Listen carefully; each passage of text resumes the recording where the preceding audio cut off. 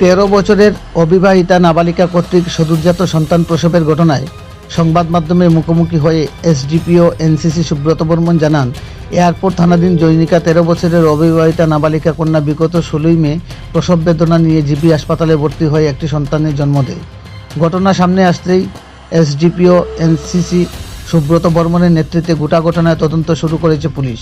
এই নিয়ে প্রাথমিক তদন্তের পর বৃহস্পতিবার রাত্রিতে নরসিংগড়স্থিত এয়ারপোর্ট থানার সংবাদ মাধ্যমের মুখোমুখি হন এসডিপিও এনসিসি সুব্রত বর্মন।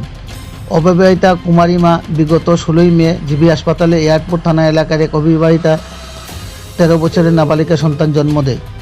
এরই তদন্তে নেমে চিকিৎসকও জিবি বাজার পুলিশ ফাঁড়ির সঙ্গে কথা বলার পর সঙ্গে সঙ্গে গোটা ঘটনা নিয়ে তদন্তে নামে পুলিশ। বর্তমানে মা ও শিশু সন্তানটি চিকিৎসাধীন রয়েছে এবং নাবালিকা মা ও শিশু উভয়ই সুস্থ আছে। তবে পুলিশের তরফে সম্পূর্ণ তথ্য গোপন রাখা হয়েছে তদন্তের স্বার্থে বলে জানায় পুলিশ। তবে খুব শীঘ্রই গোটা ঘটনার তদন্ত সাপেক্ষে উক্ত ঘটনায় অভিযুক্তদের বিরুদ্ধে তল্লাশি চালিয়ে তাদের জালে তোলা হবে বলে জানায় এসডিপিও এনসিসি সুব্রত বর্মন। নিজস্ব প্রতিনিধি রিপোর্ট, শ্যামলী ত্রিপুরা। ধন্যবাদ আপনাদের সংবাদ মাধ্যমকে। আমি এসডিপিও এনসিসি। গত 16 তারিখ আমাদের কাছে একটা ইনফরমেশান আসে জিবি হসপিটাল থেকে।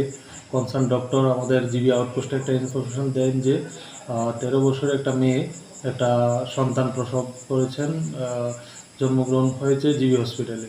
তো যেহেতু 13 বছরের মেয়ে আনম্যারিড ছিল, তো ওটা নিয়ে আমরা ইনফরমেশানটা পেয়ে সঙ্গে সঙ্গে আমরা একটা তদন্ত শুরু করি, কীভাবে হলো, কী হয়েছে।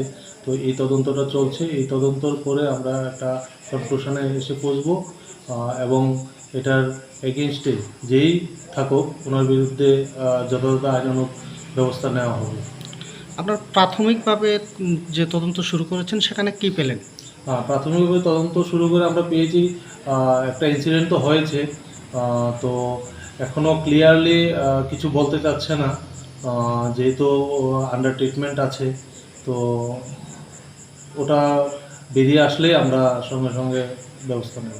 বর্তমানে তাদের অবস্থা কীরকম রয়েছে? এটা বর্তমানে অবস্থা ভালো, ফিজিক্যালি ঠিক আছে। আমরা ডক্টরের সাথে কথা বলেছি, এখন ঠিক আছে মোটামুটি। এই ঘটনাটা কবে নাগাদ হয়েছিল, কোনো তথ্য রয়েছে কি? না, এখনও সেটা আমরা ক্লিয়ার করে পাইনি যে কখন হয়েছে, কিভাবে হয়েছে। সেটার জন্যই আমরা ওই তদন্ত কাজটা চালিয়ে যাচ্ছি। তো খুব শীঘ্রই এটা আমরা একটা জায়গায় পৌঁছতে পারবো।